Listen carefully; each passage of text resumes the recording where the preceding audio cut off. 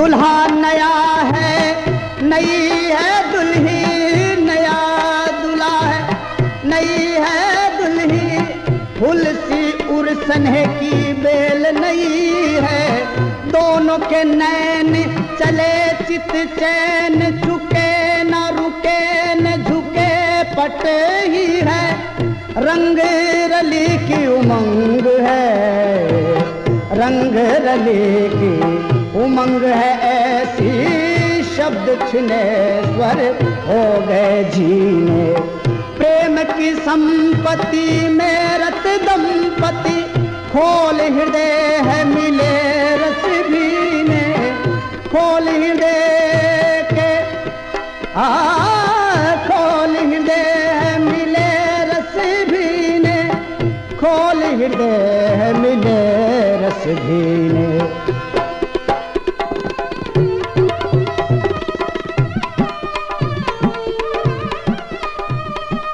हुकुम। आन चंद, ये क्या हिमाकत है? क्षमा करें स्वामी, संकट द्वार खटखटा रहा है, इसीलिए मुझे आना पड़ा है। ऐसी कौन सी आफत टूट पड़ी जिसने तुम्हें अपनी कविता वनिता से विरक्त कर दिया? तुम जैसे अनुरागी को यह शोभा नहीं देता। हुकुम, आप यहां गोरी पर अनुरक्त हैं और वहां शहाबुद्दीन गोरी महाराज के राज्य पर अनुरक्त है। वो सेनाएं सजाकर दिल्ली के लिए चल पड़ा है। 10,000 हाथी और 1 लाख घोड़ों की विशाल सेना। महाराज, हमारे सामंतगण घबराकर दिल्ली छोड़कर भाग रहे हैं। हुकुम, कहीं ऐसा ना हो कि आपके पास एक ही तीर रह जाए। हमें पहले क्यों नहीं सूचित किया गया? 6 मास से किसी को भेंट करने की अनुमति नहीं मिली। भ्रमर कमल कोश का बंदी बनकर रह गया है, गंध पुष्प में सिमट कर रह गई है महाराज। सांझ के सूरज ने दिनमणि को त्यागने से इनकार कर दिया। चांद अपनी चांदनी में डूब गया है अन्नदाता। मन मारकर दहलीज से सामंत माथा छुलाकर लौट गए। स्वामी, क्या देवता भक्तों का नहीं होता? क्या वो सिर्फ पुजारी का होता है? घबराओ नहीं चंद, सामंतों को जाकर सूचित करो कि हम उनसे अभी मिलना चाहते हैं। जो आज्ञा हुकुम।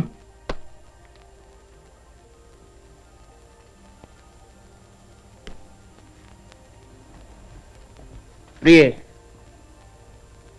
हम डंके पर पड़ी चोट और तुरही का नाद सुन रहे हैं।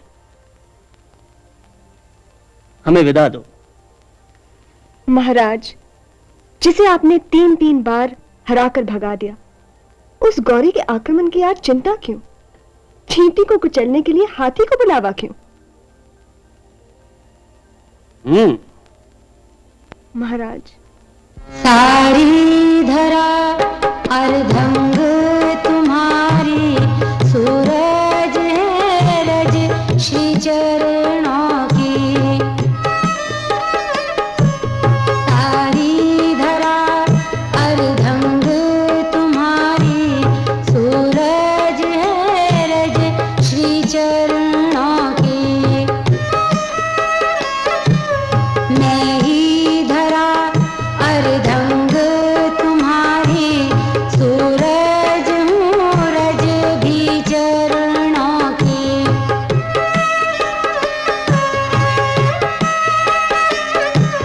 तुम हो सरोवर में जल लहरी, वल्लरी तरु की मैंने ये माना कि जो नहीं परछाई जी ये क्यों, कि जो नहीं परछाई जी ये क्यों। जाओ तो जान ही लेकर जाना, जाओ तो जान ही लेकर जाना। हुकुम, गोरी दिल्ली के द्वार पर खड़ा है। अन्नदाता अब तो रणभूमि की ओर कूच करें। क्षमा करो चंद, हम राजा का धर्म भूल गए थे। अच्छा बताओ, कौन कौन राजा हमारे साथ है? कोई भी नहीं महाराज। क्या? जयचंद के भय के कारण कोई भी राजा आपका पक्ष लेने को तैयार नहीं है। हम पहले भी गौरी को अपने बलबूते पर हरा चुके हैं चंद, और इस बार भी हराएंगे। हुकुम, लेकिन हमारे समस्त कुशल योद्धा सामंत महारानी संयोगिता को यहां लाते समय वीरगति को प्राप्त हो चुके हैं। तो क्या हुआ चंद, इस बार भी विजय हमारी ही होगी। अच्छा प्रिय, आओ चंद। भीड़े भीड़े कटे कटे सटे हटे हटे सटे, गिरे उठे उठे गिरे, भीड़े भीड़े भीड़े कटे कटे सटे हटे सटे, गिरे उठे उठे गिरे, गिरे उठे उठे गिरे, गिरे उठे उठे गिरे।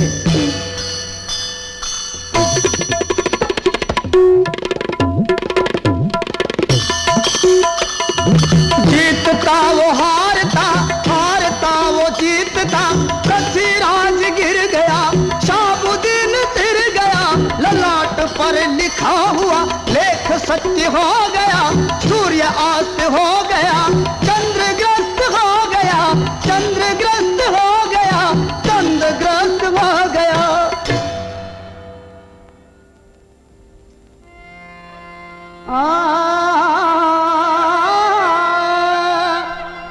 पृथ्वीराज बंदी बना,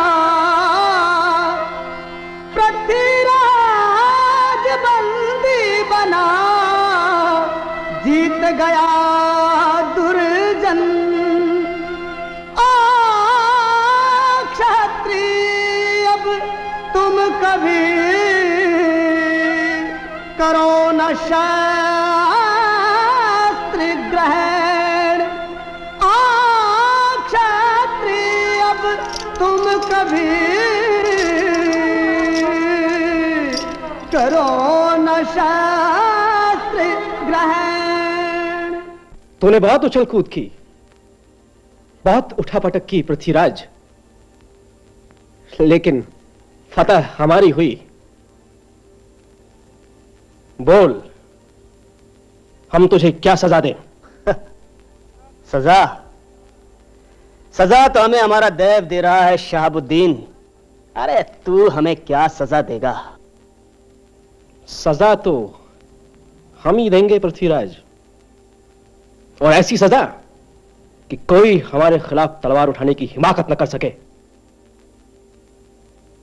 बोल, हम तेरे साथ क्या करें? वही कर शहाबुद्दीन गौरी जो हमने तेरे साथ किया था। यानी हम तुझे बेदाग छोड़ दें? नहीं, हम सांप को दूध नहीं पिलाते पृथ्वीराज, उसे कुचलकर खत्म कर देते हैं। शहाबुद्दीन याद रख, हम भी ये कर सकते थे। हाँ, हम ये कर सकते थे। तू जंग का कायदा नहीं जानता पृथ्वीराज। जो तुझ जैसी नादानी कर बैठता है ना, वो अपनी जिंदगी से हाथ धो बैठता है। वजीर फिरोज खां, इस कमबख्त की तमाम दौलत लूट ली जाए, इसकी फौज को नेस्त नाबूद कर दिया जाए, और इसे गजनी ले जाकर पिंजरे में बंद करके सड़क पर खड़ा कर दिया जाए, ताकि हमारी रियाया इसका तमाशा देख सके।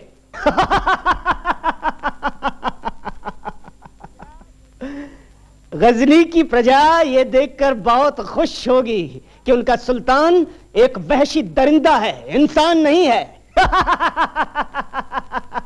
हंस रहा है शैतान?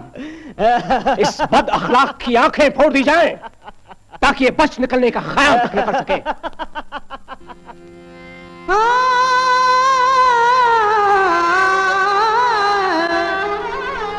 सुना कि गौरी ने किया राजा को बिन नैन, चंद्र चला गजनी की तरफ सुमिरन करे नृपबैन, चंद्र चला गजनी की तरफ सुमिरन करे नृपबैन। हे धरा बंधु, हे अजानुबा, दुर्जन तृण के हे अग्निदाह, चालुक्य राय के गर्भदमन, तन्नाज राज्य यज्ञ भंजन, तुम धनुर्धारी सांभर नरेश, अरि भागा करके नारीवेश, तुम दिल्ली पति सोमेश पुत्र, आई विपदा तुम पर विचित्र। एक शर से हम घड़ियाल साथ बेधेंगे सबको साथ साथ। उस वचन पूर्ति का पल आया। हुक्म, मैं इसीलिए गजनी आया। चंद, मेरे मित्र कहां हो तुम? एक बार गले लगकर मुझे रो लेने दो। हुक्म, गौरी ने मुझे सौभाग्य से वंचित रखा है। उसका आदेश है कि मैं 10 हाथ दूर रहकर ही मिलूं। चंद, क्या से क्या हो गया?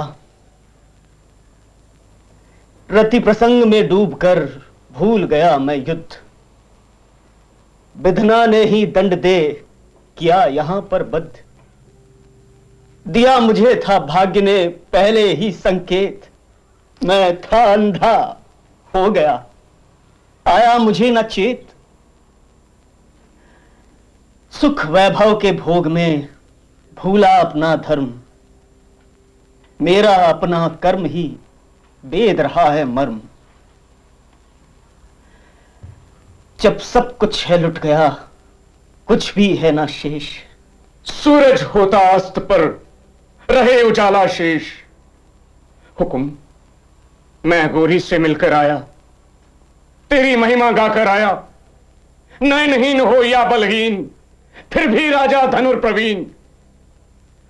अब ऐसा कुछ कर दिखला दे, पाजा मुक्ति मुझे दिलवा दे। मुक्ति का भूल जाओ चंद, सड़ रहा है नरक में ये अंध। नहीं अन्नदाता, नरक बनता स्वर्ग है उनके लिए, प्राण को जो है हथेली पर लिए। लुट गया सब शेष एक वरदान, है रखा तू नीर में तेरे अभी भी बान। हे सांभर नरेश, अब ऋषि ना, अब तो तू केवल धनुष साज। मैं कहता हूं दोस्ती के हित, मेरे मन में है एक काज। जो वचन दिया तूने मुझको, अब भी कर उसको पूरा तू। वो पुण्य जो केवल तेरा है, ले दोनों हाथों भर भर तू। चंद, मैं तो लोचनहीन रे, तू करता है चूक। कैसे मारूं काख को, मैं तो बंधा उलूक। मन हारे तो हार है, मन जीते तो जीत। अब भी कुछ बिगड़ा नहीं, सुन रे मेरे मीत। हुक्म, हुक्म, हुक्म, हुक्म।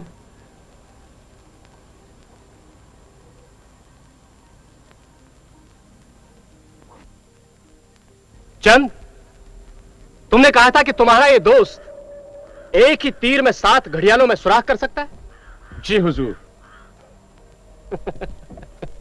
चंद, क्या तुम्हारा ये अंधा दोस्त वाकई ये करिश्मा कर दिखा सकता है? हाथ कंगन को आरसी क्या हुजूर। चंद, अगर ये एक ही तीर में 7 घड़ियालों में सुराख नहीं कर सकता है, तो इसका नतीजा जानते हो? हमारा वक्त बर्बाद करने के जुर्म में हम तुम्हारे इस दोस्त का सर धड़ से अलग कर देंगे। ऐसा मौका ही नहीं आने पाएगा हुजूर, आप देखें तो।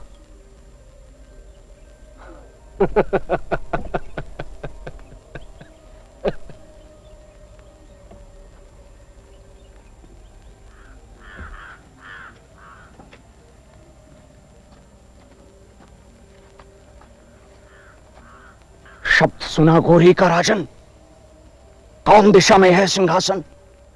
हां चंद, एक धनुष दो और 2 बाण मुझे दो। एक बाण राजन, एक बाण चौहान, राम ने रावण बेधा। एक बाण चौहान, पार्थ ने कर्ण को छेदा। एक बाण चौहान, त्रिपुर शंकर ने मारा। एक बाण चौहान, भ्रमर लक्ष्मण से हारा। एक बाण सांभरधनी, वीर पुरुष को भला। आते ही संकेत तू राजा, तीर चला।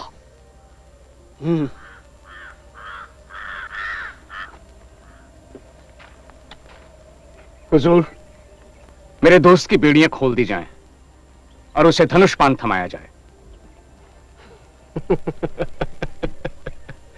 बेड़ियां खोल दी जाएं।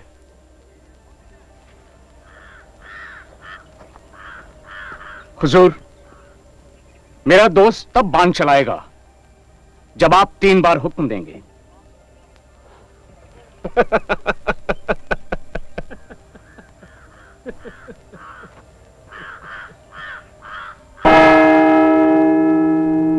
पृथ्वीराज, तैयार हो जा।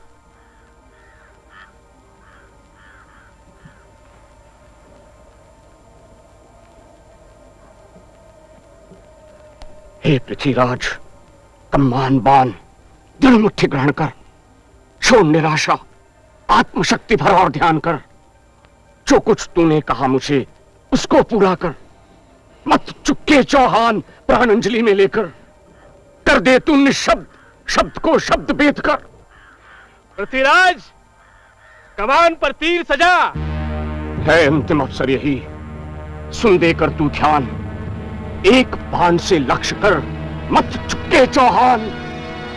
4 बांस 24 गज, अंगुल अष्ट प्रमाण, इतने पर घड़ियाल है, मत चुपके चौहान।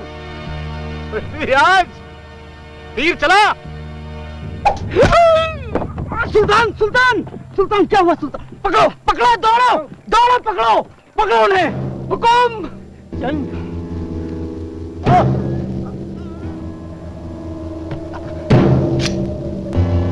क्षमा क्षमा, हुकुम।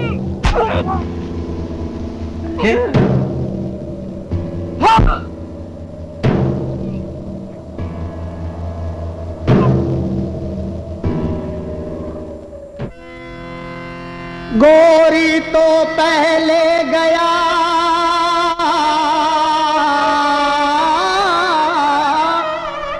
गोरी तो पहले गया, गए चंद चौहान। प्राण गए तो क्या हुआ, बची वीर की आन। तिनके से तिनका जुड़ा, तिनके से तिनका जुड़ा, मिली ज्योति से ज्योतिया, मिली ज्योति से ज्योति। पृथ्वीराज पृथ्वीराज, रासो भई नो रस की संग। उत्तर भारत के सामंती वर्ग के लिए तुर्की हमले एक प्रलय बनकर आए। अपने दुख और जिल्लत को कविता के माध्यम से मिटाकर ही वो अपना गम गलत कर पाए। वीर गाथाओं में हालात को बहुत दुखद बनाकर पेश नहीं किया जा सकता था।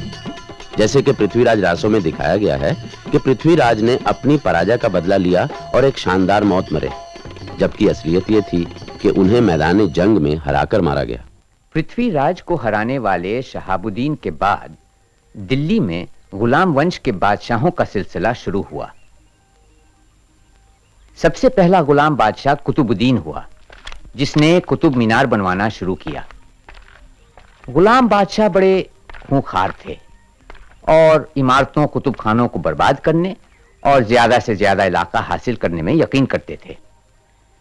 ये बादशाह हिंदुओं के साथ ऐसा सलूक कोई मजहब के आधार पर नहीं कर रहे थे, बल्कि एक विजेता की तरह जो हारी हुई कौम का हौसला पस्त कर देना चाहता है।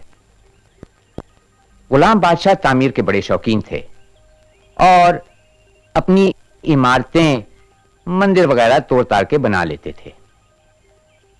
उनके राजमिस्त्री ज्यादातर हिंदुस्तानी ही होते थे, लेकिन उन पर मुसलमानों के लाए तरीकों और तकनीक का भी असर हुआ।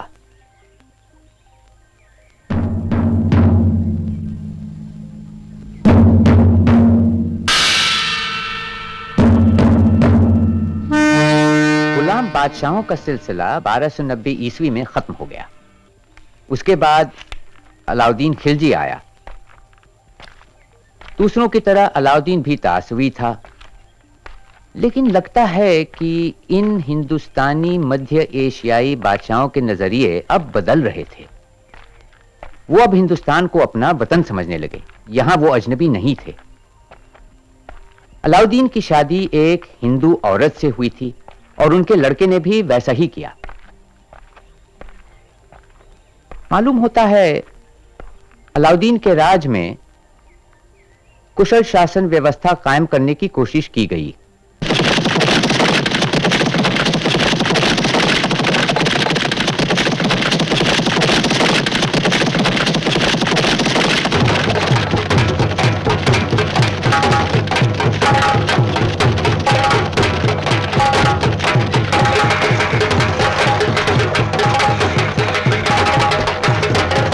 बस यही रुकना है। मानिक, तुमने खदेड़ने वालों को ताकीद कर दिया था? जी सुल्तान, मैंने खुद उनके सरदार को यह खबर कर दी थी। ठीक है, ये घोड़े बांध दो।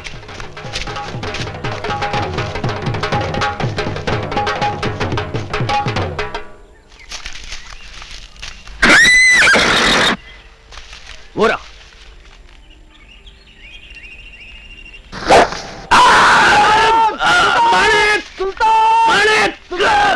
सुल्तान, सुल्तान।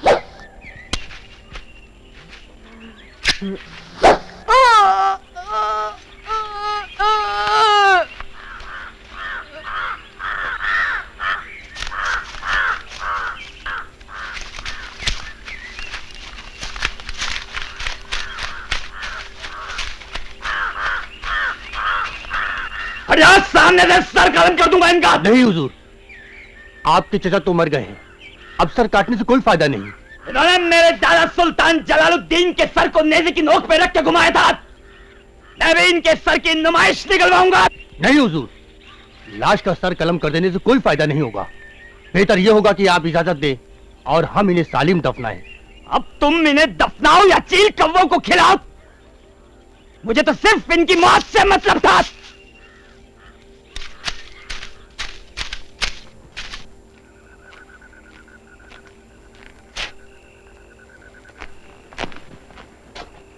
माफ करें, आपको तभी अंदर जाने दिया जाएगा जब आप सुल्तान अलाउद्दीन का कटा हुआ सिर दिखाएं। अब हम सुल्तान हैं, हमने खुद उन्हें अपने हाथों से मारा है, इससे बड़ा और क्या सबूत चाहिए? उसे हमारा सर बतौर सबूत चाहिए, क्योंकि उसने हमारा सर अपनी सही जगह पर देखा है। अब और नादानी की जरूरत नहीं है। ये सर जिसे कभी मैं गोद में रखकर प्यार से पुचकारता था, अब उसे काटने का हुक्म देना पड़ेगा। ले जाओ इसे। ये सिलसिलेवार तीसरी बगावत है। अमीरों की इन साजिशों से मैं तंग आ चुका हूं। जो भी इस साजिश में शामिल था, एक एक को गिरफ्तार करो और उसे सूली पर लटका दो। उनके तमाम रिश्तेदारों के घर बार छीन लो। तभी इन्हें एहसास होगा कि बगावत का क्या अंजाम होता है। हमें इस बात का पूरी तरह एहसास रहा है कि बगावतों से आप किस कदर परेशान हैं, बल्कि हमने इस पर काफी संजीदगी से गौर भी किया। सुल्तान की खिदमत में हम इस मसले के कुछ हल पेश करना चाहते हैं, मगर अफसोस कि इनसे अपने ही लोगों को दिक्कत होगी, क्योंकि ये उनके खिलाफ हैं। जो भी हो, हम सब आज फिर आपके और सल्तनत के साथ अपनी वफादारी के अहद को दोहराते हैं। मलिक रहीमुद्दीन ही हमारी नुमाइंदगी करेंगे। हुजूर, हमारी नजर में बगावत की 4 वजहें हैं। पहली तो ये कि हुजूर को लोगों के अच्छे बुरे मामलात की जानकारी ना होना। दूसरी वजह शराब। लोग अपने घरों में शराब की दावतें करते हैं और फिर मिलकर खिचड़ियां पकाते हैं, मंसूबे बांधते हैं। तीसरी है मलिकों और अमीरों के बीच में रिश्तेदारी और लगाव, और इस वजह से वो हर किसी के घर में हमेशा जाते रहते हैं, और इसलिए जब कभी भी किसी को सजा मिलती है तो उसके साथ हमदर्दी और खून के रिश्ते का इजहार करने 100 लोग खड़े हो उठते हैं। और हुजूर, चौथी वजह है दौलत। अगर लोगों के पास पैसा ना हो तो वो बगावत का ख्याल छोड़ खुद को रोजी रोटी की फिक्र में लगाएंगे। तुमने इन सब बातों पर अच्छी तरह से गौर कर लिया है? हाँ सुल्तान, यही सब मुसीबतों की जड़ है। ठीक है, पहले हमें इन्हें ही दूर करना चाहिए। शराफ काई, आप हाकिम मालगुजारी हैं, हम आपके महकमे से ही शुरू करते हैं। अमीरों के सारे गांव जब्त कर लिए जाएं जो सरकार की तरफ से उन्हें इनाम या वक्फ में दिए गए हैं, और अमीरों को इस बात का यकीन दिलाइए कि उनसे ऐसा कुछ वापस नहीं लिया जा रहा है जिस पर सल्तनत का हक ना रहा हो। दूसरी बात यह है कि मैं चाहता हूं आप जासूसों का एक मजबूत जाल फैलाएं। कहां क्या हो रहा है इसके बारे में मुझे पूरी जानकारी मिलनी चाहिए, और यह सब का इंतजाम इस तरह से होना चाहिए कि अमीरों को ख्वाब में भी खौफ रहे कि अगर वो मेरे खिलाफ कुछ कहेंगे तो इसकी खबर मुझे मिल जाएगी। शराब पर सख्त पाबंदी लगा दी जाए, जो भी नशे में पाया जाए उसे सख्त सजा दी जाए, शराब की दावतें बंद। मेरी इजाजत के बिना अमीर मजलिस, बैठक या मेल मुलाकात नहीं कर सकते। निकाह के जरिए रिश्ते कायम करने के लिए भी उन्हें मेरी मंजूरी लेनी होगी। मैं बगावत की बू को अब पूरी तरह से मिटा देना चाहता हूं। जी हुजूर। अंदर से मजबूत होने के बाद ही हम मंगोलों के बार बार हो रहे हमले से अपनी हिफाजत कर सकते हैं। लड़ाई के वक्त सिपाही इकट्ठे करके फौज बनाने से अब काम नहीं चलेगा। हमें मुस्तैद फौज चाहिए जिसमें अच्छे हथियार और फुर्तीले घोड़ों के साथ वो फौज हर वक्त तैयार रहे। सिपाहियों को अच्छी तनख्वाह दो ताकि वो हमेशा दिल्ली में बने रहें। इसमें खर्च बहुत आएगा हुजूर। मुस्तैद फौज का ख्याल तभी मुमकिन है कि हम फौज को तनख्वाहें कम दें, मगर कम तनख्वाह देकर हम उन्हें अपने साथ हमेशा नहीं रख सकते। इसलिए अपना घर बार चलाने के लिए उन्हें गांव जाकर खेतीबाड़ी करनी उनकी अपनी मजबूरी है। मुस्तैद फौज खड़ी की जा सकती है, मगर तब जब हम कम कीमत पर अपने सिपाहियों को अनाज, कपड़े और जरूरतों की चीजें मुहैया कराएं। इसके अलावा और कोई तरीका नजर नहीं आता। आजकल बाजार में कीमतें आसमान छू रही हैं। अकाल पड़े तो लोग भूखे मर जाते हैं। अच्छी बरसात हो तो भी कीमतें कम नहीं होती। ऐसा क्यों? अगर पैदावार ज्यादा हो तो कीमतें गिरनी चाहिए। मगर ऐसा नहीं होता। जब फसल ज्यादा होती है तो दुकानदार कम कीमत लेकर उसे खरीद लेते हैं और बाद में उसे ज्यादा कीमत पर बेच देते हैं। सुल्तान, हमें हर चीज की कीमत तय कर देनी चाहिए और इस बात पर भी नजर रखनी चाहिए कि दुकानदार उसकी कद्र करे। ठीक है, मगर इसके लिए बाकायदा सिलसिला होना जरूरी है। किसान तय की हुई कीमत पर बाजारों में अनाज बेचेगा, शहर में लोग उसे लेकर जाएंगे और तय की हुई कीमत पर दुकानदारों को थोक में बेचेंगे। फिर दुकानदार उसे वाजिब कीमत पर बेचेगा। हर दर पर लोगों को वाजिब मुनाफा होना चाहिए ताकि वो अपना गुजारा कर सके। जरा सोचिए इसमें कितनी दुश्वारियां होंगी। अगर हम पैदावार पर उठाए खर्चों को पैमाना माने तो हर दर पर वाजिब कीमत तय कर सकते हैं। मगर कैसे? हम हिसाब लगाएंगे कि किसी खास चीज को पैदा करने में कितनी लागत आती है, उसकी मजदूरी और उन तमाम खर्चों को भी शामिल किया जाएगा जो उस चीज को बनाने या पैदा करने में किए जाते हैं, और फिर एक जायज मुनाफा जोड़कर कीमत तय की जा सकती है। हुजूर, दखल अंदाजी माफ, लेकिन पूरी तरह मंडी के सहारे रहना भी ठीक ना होगा। इसलिए आप सरकारी गोदाम बनाएं, उसमें अनाज जमा करें ताकि अकाल या नई मुसीबत आने पर रसद की कमी को पूरा किया जा सके। इससे बाजार में अनाज की कमी भी ना होगी और कीमतें भी ना बढ़ने पाएंगी। मुझे ये सारी तजवीजें मंजूर हैं। बिना किसी तरह की दहशत फैलाए हमें फौरन इन्हें अमल में लाना चाहिए और इस कानून के खिलाफ जाने वाले के साथ किसी तरह की हमदर्दी नहीं होनी चाहिए। मलिक काबुल, आप बाजार के आला हाकिम होंगे। अगर कोई सौदागर कीमत में जरा भी हेरफेर करता है तो इसकी जिम्मेदारी आप पर होगी और जुर्म करने वाले को सख्त सजा देना आपका हक होगा। इस बीच हिंदू इस्लाम कबूल करने लगे, लेकिन मजहब बदलने का सिलसिला तेज नहीं था।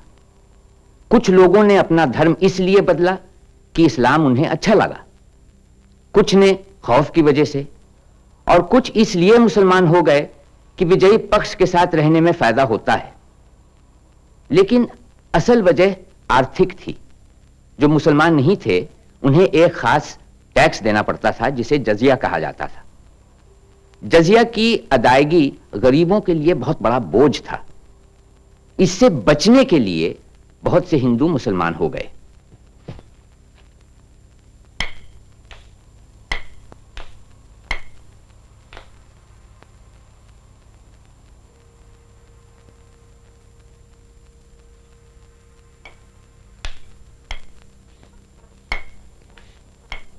सुल्तान, जान हथेली पर रखकर मैं अपने लोगों की नुमाइंदगी की इजाजत चाहता हूं। कहिए क्या बात है? हुजूर, मैं आपसे उन सजाओं के बारे में बात करना चाहता हूं जो आपने बाजार में गड़बड़ी करने वाले सौदागरों के लिए तय कर रखी हैं। सरकार, आपके कारिंदे सौदागरों के साथ बहुत बेरहमी से पेश आते हैं। कभी उन्हें कोड़ों से पीटा जाता है, कभी उनके जिस्म का गोश्त अलग कर लिया जाता है, और कभी कभी तो उनके समूचे खानदान को खत्म कर दिया जाता है। ये शरीयत के खिलाफ है। शरीयत इस बात की इजाजत नहीं देती। किसकी शिकायत है ये? बताओ, क्या सलूक किया उन लोगों ने तुम्हारे साथ? सुल्तान, उन्होंने कहा कि मैं खरीदारों को कम सौदा देता हूं, तोल में गड़बड़ी का इल्जाम है मुझ पर। हुजूर, उन्होंने मेरे कूलों से इतना गोश्त निकाल लिया है जितना उनके हिसाब से मैंने कम तोला था। अब तो मैं चलने फिरने के लायक भी नहीं रहा। मेरा सारा कारोबार ठप हो गया है हुजूर, मेरा घर-बार तबाह हो गया। काजी मुगीसुद्दीन, मुझे कभी इस बात से मतलब नहीं रहा है कि इस मामले या उस मामले के मुताल्लिक शरीयत की क्या राय है।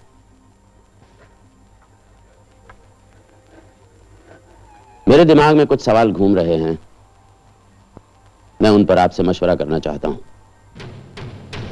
हुजूर, शरीयत के बारे में बात न की जाए यही बेहतर होगा, क्योंकि झूठ मैं कह नहीं सकूंगा और सच कहने पर सुल्तान का गुस्सा भड़केगा और मेरी जान पर बनाएगा। आप जो कहना चाहते हैं बेखौफ कहें।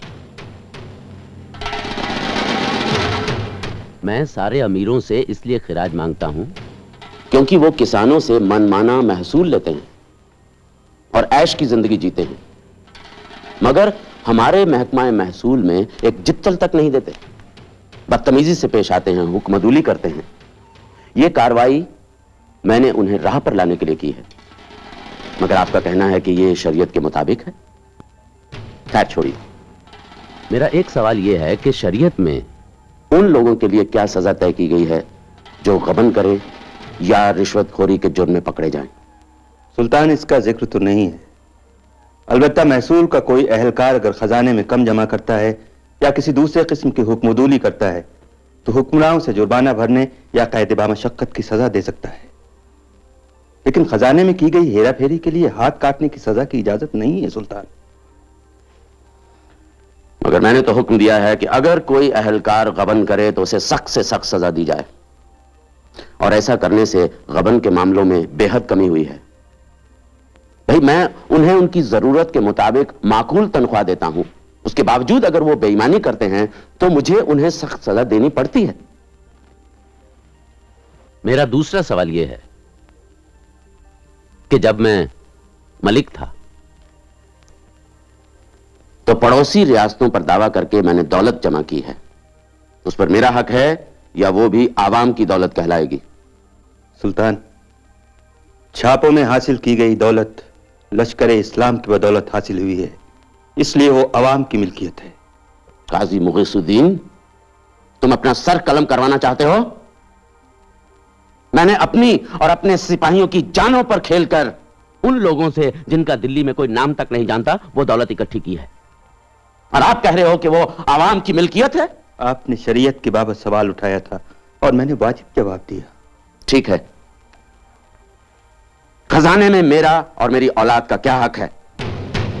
लगता है मेरी जिंदगी खत्म हो चुकी है। अगर मैं सच कहूंगा तो आपकी तलवार। मैंने कहा ना बेखौफ कहिए। क्या अर्ज करूं सुल्तान, अगर आप खलीफा राशिदीन की बताई हुई राह पर चलते हैं तो आपको खजाने से अपने लिए भी उतनी ही रकम लेनी चाहिए जितनी आप एक मामूली सिपाही को देते हैं, यानी 234 टका। अगर आप बीच का रास्ता अख्तियार करते हैं, यानी खुद को सिपाही से ऊंचा समझते हैं, तो आपको अपने मलिकों के बराबर रकम लेनी चाहिए। और अगर आप अपने सियासतदानों की हिदायतों पर चलते हैं, तब तो अपनी शान शौकत कायम रखने के लिए खजाने से सल्तनत में हर किसी से ज्यादा रकम लेने का हक है। लेकिन सुल्तान, रोज कयामत आप उस पाक परवरदिगार को क्या जवाब देंगे जब वो आपसे पूछेगा कि करोड़ों की दौलत तूने औरतों पर क्यों उड़ा दी? गाजी, तुम अपनी हद पार कर रहे हो। तुम कहना क्या चाहते हो कि हरम पे खर्च करना इस्लामी कानून के खिलाफ है? तुम्हें अपनी जान प्यारी है या नहीं? सुल्तान, मेरी जिंदगी तो वैसे भी खत्म हो चली है। हाँ, अगर आप सियासी नजरिए की बात करते हैं तब तो मेरा जवाब यही होगा कि आपकी शान शौकत से बढ़कर कुछ भी नहीं है और हरम पर दौलत लुटाने की आपको पूरी इजाजत है। काजी, अगर कोई सिपाही मुजाहिरे में गैर हाजिर रहता है तो मैं उसकी 3 बरस की तनख्वाह वापस ले लेता हूं। शराब बेचने और पीने वाले को खाई में फेंकवा देता हूं। जिना करने वाले को नामर्द बनाया जाता है। बागियों का सर कलम करवा देता हूं और चोर उचक्कों को खौफनाक सजाएं दिलवाता हूं। यह सब क्या इस्लामी कानून के खिलाफ है? सुल्तान, चाहे आप मेरे जिस्म के टुकड़े करा दें, लेकिन सच तो मुझे कहना ही होगा। रसूल पाक इस बात की इजाजत नहीं देते, इस बात की इजाजत नहीं देते सुल्तान, नहीं देते।